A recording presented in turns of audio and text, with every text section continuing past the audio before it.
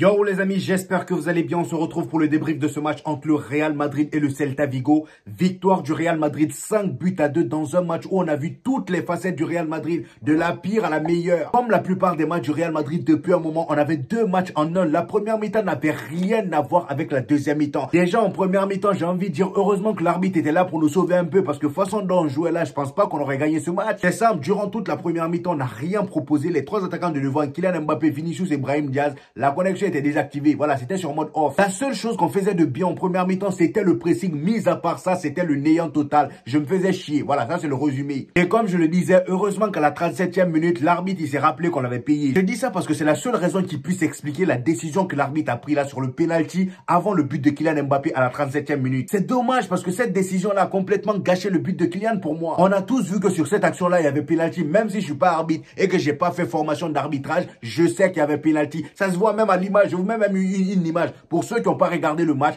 entre vous et moi là, ça là, il y a penalty ou pas? Après, il y a des supporters qui diraient tant mieux pour nous, mais les amis, ça nous aide pas. Lorsqu'on propose ce genre de jeu qu'on a proposé en première mi-temps là, on peut pas être fier d'avoir ce genre de décision là et après être content parce que l'arbitre a accordé un but pour nous. C'est injuste et moi je trouve ça limite honteux. Et d'ailleurs, c'est cette décision là qui a complètement changé le match parce que le Real Madrid, toute la première mi-temps, on galérait. Pourquoi? Parce que le Celta Vigo jouait bloc bas. Et on sait très bien que nous, le Real Madrid, quand il y a une équipe en face qui joue un peu bloc bas là, c'est terminé. On n'arrive plus à retrouver nos sens. On est perdu. Et ça s'est vu encore une fois aujourd'hui. Les attaquants, ils n'arrivaient pas à se trouver. Il n'y a que Kylian Mbappé qui essayait de se débrouiller par-ci par-là. Vinicius, je le voyais pas tant que ça. Même Brahim Diaz était mauvais en première mi-temps. Il n'y a qu'en deuxième mi-temps qu'ils se sont tous réveillés. Et c'est normal parce que le Celta Vigo, après avoir encaissé ce but-là, ils ont commencé à sortir. Et c'est là le piège avec le Real Madrid. Faut jamais faire ça. C'est là qu'ils ont commencé à se faire bouffer. Et c'est là les buts ont commencé à pleuvoir. La connexion entre les trois attaquants s'est activée. Voilà, Vinicius, Kylian Mbappé et Brahim Diaz, ils ont commencé à combiner entre eux. D'ailleurs, sur le but de Vinicius, il y a une très belle combinaison entre les trois. Kylian Mbappé qui te fait une belle ouverture à Brahim Diaz et Brahim Diaz te fait une belle passe décisive à Vinicius. Franchement, les gars, ce but était top. Et tout au long de cette deuxième mi-temps, jusqu'à la 70e minute, le Real Madrid avait le pied sur le ballon. Il dominait complètement le jeu jusqu'à l'entrée de notre cher Camavinga. Mon ami Camavinga, toi, je sais pas ce que tu as ces derniers temps là, mais tu vas nous dire parce que là, tu as l'air suspect.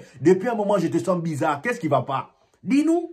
Qu'est-ce qui va pas? Face au Barça, regarde le penalty bête que t'es allé nous créer. Tu pars toucher jambe de quelqu'un alors que le ballon se trouve au sol. Qu'est-ce que ton pied allait foutre? Jusqu'à aujourd'hui, je t'en veux. Jusqu'à aujourd'hui, je t'en veux. Aujourd'hui, tu rentres encore à cause de toi. On se prend un vieux. Et juste après ça, Raúl Asensio qui fait 0 erreur depuis son début avec l'équipe première. Le gars, il part te créer une erreur bête et on se prend le deuxième but. Voilà, on se fait remonter aussi bêtement. Et comme par hasard, après l'égalisation, le Celta Vigo, ils sont redescendus en bloc bas et c'est reparti comme la première mi-temps. Youpi! Et là, sans surprise, le Real Madrid, ils ont commencé à nous endormir. Voilà, ils ont commencé à rejouer comme ils le faisaient en première mi-temps. C'est-à-dire, ils n'avaient pas de solution. C'est-à-dire, ils n'avaient pas trop de solutions. Ça jouait à la baba. Le match était devenu calme. Jusqu'à l'entrée de notre cher Bobby Charlton. Le gars, il est rentré, il a fait mouche. Il avait des comptes à rendre à Carlo Ancelotti. Voilà. Carlo Ancelotti qui ne fait pas confiance depuis son arrivée au Real Madrid. Le gars, il est rentré, il a fait mouche. Doublé pour Bobby Charlton aujourd'hui. Quel doublé en plus de ça. Voilà. Il a marqué que des bangers. Et en plus de ça, Valverde, tellement il n'aime pas qu'on lui vole la vedette. Le gars, juste après le banger d'Hendrick, il a mis pour lui. Et encore une fois, Valverde a encore mis le gardien des gens en danger. C'est pourquoi je vous dis, ce gars-là, faut bander ses pieds. Voilà, faut...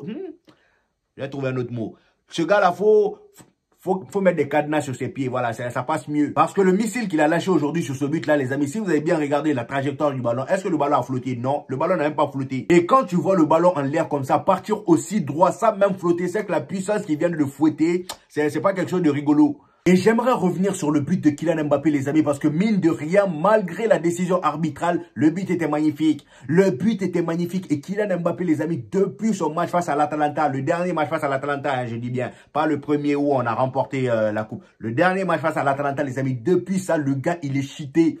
Le gars, il est revenu à son meilleur niveau. Là, plus les matchs avancent, on retrouve le Kylian Mbappé qui est tout le temps bon quand l'équipe est moins bonne autour de lui. En première mi-temps aujourd'hui, je peux dire que dans le trio offensif, c'était le meilleur encore une fois. Là, il est vraiment en confiance et il est devenu meilleur individuellement et même collectivement. Sur le but qu'il marque aujourd'hui, par exemple, regardez la rapidité d'exécution. Le gars, il vient, il fixe la défense, passement de jambes, allez, tiens, pied gauche dedans. C'est juste dommage que la décision arbitrale vienne salir tout. Parce que oui, les amis, c'était pas seulement un penalty refusé pour le Celta Vigo, c'est un penalty qui aurait annulé le but de Kylian Mbappé et probablement donné l'avantage au Celta Vigo s'il marquait ce penalty. Mais l'arbitre, je crois, dans sa tête, il s'est dit, là, si j'en ai le but de Kylian Mbappé et que ces gens-là marquent, est-ce que le Real Madrid va pouvoir égaliser? S'ils égalisent pas, je vais pas avoir mon argent. J'ai dit ça, je dis rien. Moi, je pense que c'est ça. Parce que là, c'était trop flagrant, c'est trop gros pour être vrai. Et parmi mes tops du match d'aujourd'hui, les amis, on a Dani Ceballos, Arda Güler qui a fait une très belle entrée. D'ailleurs, j'ai trouvé le duo Arda Güler-Hendrick très intéressant. Je pense que les deux, ils sont concertés sur le banc. Ils se sont dit, mon gars, déjà que toi et moi, on joue pas assez. Peu de temps qu'on a là. Là, le Real Madrid, on est en galère. Si on rentre, il faut qu'on fasse mouche. Comme ça, au moins, Carlo Ancelotti, il pourra compter sur nous les prochaines fois. Et c'est ce qu'ils ont fait. Ils sont rentrés et ils ont fait mouche. Et j'ai tellement kiffé l'association des deux. Et je cite bien évidemment dans mes tops Hendrick, Brahim Diaz en deuxième mi-temps et pas en première mi-temps. Vinicius, lui, je le mets dans mes flops parce que le poteau en première mi-temps, il était pas bon. Et en deuxième mi-temps, même s'il l'a marqué, au moment où ils nous ont égalisé, au moment où le Celta Vigo nous a remonté, le gars, il commençait à râler. Je le voyais, il commençait à être tendu de façon là. Et ce côté de Vinicius, là, moi, commence à m'agacer de plus en plus. J'ai comme l'impression que dès qu'il est confronté à une difficulté, voilà, la tension monte, il commence à parler n'importe comment, il commence à s'énerver de partout. Franchement, ça c'est pas bien. Donc, c'est pourquoi moi, je le mets dans mes flops. Et il y a Lunin aussi, d'ailleurs, qui a fait un très gros match.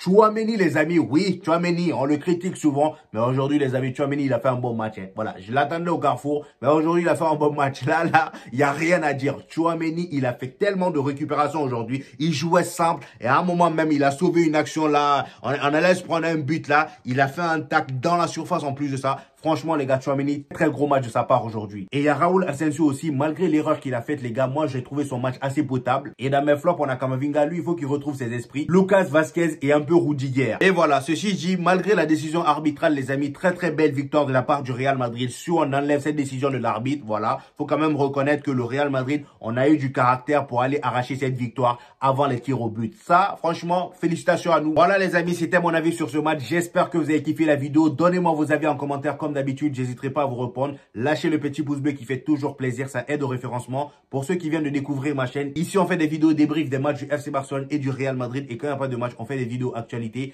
Donc abonnez-vous pour ne rien rater et on se dit au prochain épisode les gars. Peace!